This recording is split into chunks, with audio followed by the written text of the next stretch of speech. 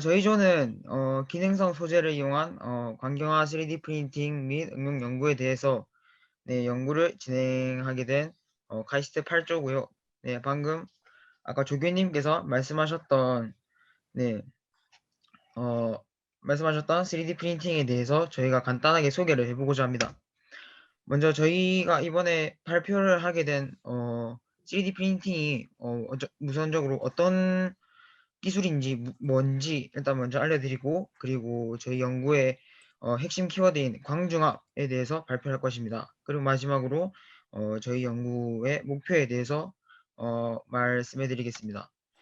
먼저 3D 프린팅 기술이 어떤 건지 간단하게 소개를 해드리자면, 저희가 물체를 생산하거나 뭐 가공한다라고 할 때 크게 두 가지 방식이 있습니다. 먼저 아래부터 차근차근 쌓아 올라가는 적층의 방식이 있고, 그리고 두 번째로는 가공되지 않은 물체에서 그걸 뭐 가위나 칼 등의 도구를 이용하거나 아니면 레이저를 이용해서 자르거나 깎아서 만드는 절삭 가공, 이 두 가지 방식이 있는데, 이 3D 프린팅 같은 경우에는 이 적층 방식에 해당이 됩니다. 그럼 이 3D 프린팅이 어떻게 진행이 되는지 그 절차에 대해서 알려드리겠습니다. 먼저 디자인, 그리고 프린트, 그리고 후 가공, 이렇게 크게 세 가지로 네, 절차가 진행이 될 텐데, 먼저 디자인 같은 경우에는 뭐 저희가 한 번씩 써봤던 뭐 캐드나 아니면은 뭐 라이노 같은 이런 3D 모델링 프로그램을 이용해서 보통 모델링을 하고요. 이렇게 모델링을 해서 우리가 가상적인 모델링을 하면 이를 이제 프린터에 넣고, 이제 프린터에 입력을 하여서 명령을 내리면 프린터에서 이제 우리가 넣은 재료를 이용해서 3D 프린팅이 진행이 됩니다.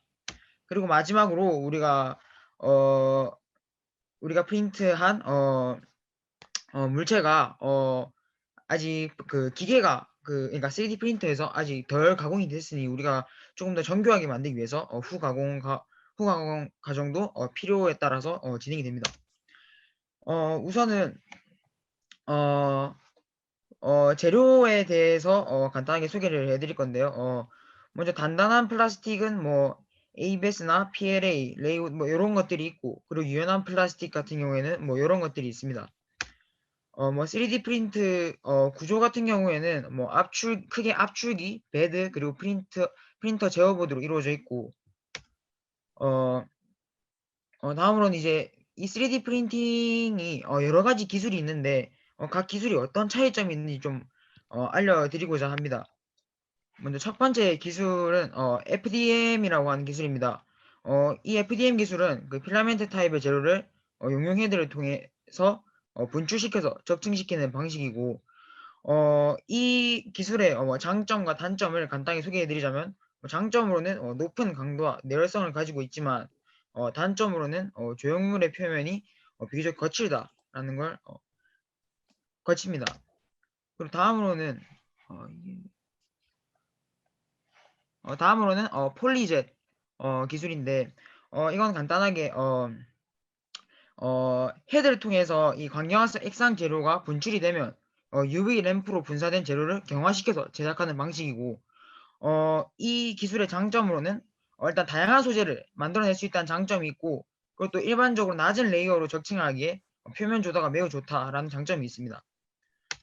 또 다음으로는 SLS가 있는데, SLS 같은 경우에는 가루를 한 층씩 깔고 녹이는 방법을 사용하는 3D 프린터이고, 어, 이 기술 같은 경우에는 복잡한 형태의 결과물을 만들어낼 수 있고, 또 가루로 된 소재면 거의 모두 사용할 수 있다는 장점이 있지만, 가루가 비슷한 크기여야 하고 또 소재별로 설정을 달리해야 한다는 단점이 있습니다. 다음은 인젯 기술입니다.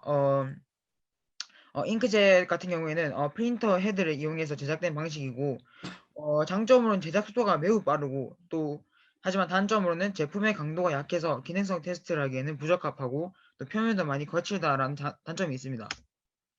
SLA 같은 경우에는 어, 액상 수지의 재료를 레이저를 사용해서 경화시키는 방식이고, 장점으로는 미세한 형상의 구현이 매우 좋으며 샤프 엣지의 형상 구현이 매우 좋습니다.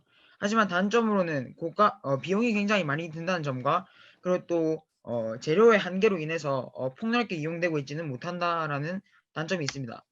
다음은 DLP인데 아까 말씀드렸던 이 SLA와 비슷한 방식인데 대신에 얘는 SLA 방식에서 액체 수지가 아래에서 위에 아까 SLA 같은 경우에는 위에서 쏜다면 이 친구는 아래에서 쏜다라는 차이가 있습니다. 이 친구 같은 경우에는 한 면씩 굳히기 때문에 출력 속도가 비교적 빠르다라는 장점이 있고 네, 기술은 여기까지이고 다음으로는 광중압 원리에 대해서 안상현 학생이 발표해 주도록 하겠습니다. 네, 들리시나요? 네, 들립니다. 네, 저희가 소개할 기술은 광중압 기술입니다. 이 광중압 기술은 빛에서도 이제 가시광선 또는 자외선 UV 등을 사용했을 때 이제 중압 반응을 시작해서 밑에 보는 것처럼 이런 식으로 이제 단체로 묶이는 구조체가 형성되는 기술입니다. 이런 광중압에서는 모노멀, 올리고멀 등이 사용되는 것을 저희는 알 수가 있습니다. 다음. 이런 광중압 기술에는 비증갑 중압 방식과 증감 중압 방식이 두 가지가 존재합니다. 이런 비증감 중압 방식은 이제 직접 빛을 흡수시켜 전자 에너지 주의를 높여서 반응이 되는 원리이고, 증감 중압은 이제 다른 분자에다가 빛을 흡수시켰을 때 그 에너지 이동으로써 전체 반응이 진행되는 방식을 증감 중압 방식이라고 합니다. 이런 광중압에서는 대표적으로 UV를 자주 사용한 것을 알 수가 있습니다. 이 광중압에서 사용된 요소는 모노멀, 올리고멀, 폴리멀, 그다음에 포토 이니시에이터 네 가지가 존재합니다. 첫 번째로 모노머에서는 아까 앞에서 그림에 봤듯이 이제 연결되는 분자로서 다른 다량체 분자와 함께 반응해서 중합 과정을 좀 더 큰 중합체 사슬을 형성할 수 있는 분자를 의미하고, 올리고머는 이제 이런 물질이 좌우하는 중요한 성분으로 중합 반응에 의해서 고분자 결합을 형성하여서 이런 딱딱한 물질을 만드는 것을 알 수가 있습니다. 그리고 폴리머는 이 폴리머 중합체라고 하는데, 이 중합체는 단위체가 반복되어서 연결된 고분자의 한 종류, 그러니까 즉 빛을 쐈을 때 이런 폴리머 형태, 중합체 형태가 된다는 것을 알 수가 있습니다. 마지막으로 포토 이니시에이터는 이제 방사선, 그러니까 보통 UV를 사용했으니까 UV를 사용했을 때 이제 반응성 종인 이제 이온 등이나 그런 분자로 형성되는 것을 만들게 하는 분자입니다. 마지막으로 이제 광중압 과정에 대해서 하겠습니다. 일단 먼저 빛이 들어오게 되면 광중압 개시제가 이제 반응성이 높은 자유 라디칼 형성함으로써 반응이 시작되고, 이렇게 형성된 자유 라디칼은 다량체와 반응해서 전체적인 아까 말했던 각의 중합체를 형성하는 것을 알 수가 있습니다.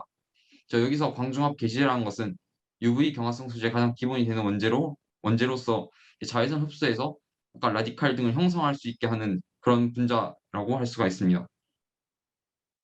이상입니다. 네, 마지막으로 연구 목표에 대해서 이야기를 해보겠습니다. 먼저 앞전 효과에 대해서 설명해 드리겠습니다. 앞전 효과는 결정 구조를 가진 재질에 기계적 변화를 주면 정기적인 신호가 발생하고, 거꾸로 정기적인 신호를 가하면 기계적인 변화가 발생하는 효과입니다. 다음. 앞전 소재는 앞전 효과가 일어나는 소재를 말하는데, 앞전 소재는 크게 벌크, 필름으로 나뉘고, 벌크는 소재의 특성과 미세 구조에 따라 앞전단 결정, 앞전 세라믹, 앞전 폴리머, 앞전 복합체로 나뉩니다. 필름은 두께에 따라 앞전 방막과 앞전 후막으로 나뉩니다. 저희 연구 목표에 대한 간단한 모식도입니다. 안전 소재 3D 프린팅에 대한 모식도이며, 다음 슬라이드에서 더 자세히 설명해 드리겠습니다. 앞서 설명드린 앞전 소재를 3D 프린팅하는 과정에서 저희는 크게 두 가지 특성을 분석할 것입니다. 첫 번째는 프린팅에 사용될 소재에 대한 특성이며, 이는 점성 측정 분말 사이즈 분포와 광경화 특성이 있습니다. 두 번째는 프린팅 결과물에 대한 분석입니다. 이는 빛의 구로 특성, 전자 기적과 기계적 특성 등을 포함합니다. 이상으로 발표를 마치겠습니다. 네, 학생들의 발표 정말 잘 들었습니다. 그러면 이 팀에게 질문이 있는 조교님이나 학생분들은 채팅이나 마이크로 자유롭게 질의응답해 주시면 감사하겠습니다. 네, 질문 네. 자유롭게 해주시면 됩니다. 이번에 어쩔 수 없이 이제 또 저 코비드19가 이제 마무리가 안 돼서 온라인으로 아무래도 진행을 하게 됐잖아요. 그러면 이제 3D 프린팅을 실제로 하시는 것 같이 제가 이해를 했는데, 제가 이해를 제대로 한 게 맞다면은, 그러면은 이제 실제로 인쇄를 맡길 때는 그 조교 선생님 계시는 연구실에서 인쇄를 맡겨서 결과를 보고 난 그걸 공유하는 식으로 뭐 진행을 하실 예정인가요? 네, 아무래도 비대면이다 보니 뭐 기회가 되면은 어떤 이제 연구실에 방문할 수 있는지를 문의를 드리긴 할 거지만 일단 기본적으로는 조교인 제가 주로 실험을 진행을 하고 그 결과들이나 실험 방법, 그 과정 등을 같이 뭐 영상으로 녹화를 하든지 뭐 실시간으로 같이 공유하면서 배워나갈 예정입니다. 아, 네, 알겠습니다. 답변 감사합니다. 좋은 생각이었습니다. 실험 수업도 요새 그렇게 진행을 많이 한다고 들어서 네. 네. 안 그래도 코로나 때문에 비대면으로 진행하시는지 여부를 여쭤보신 것 같은데 좋은 질문 감사합니다.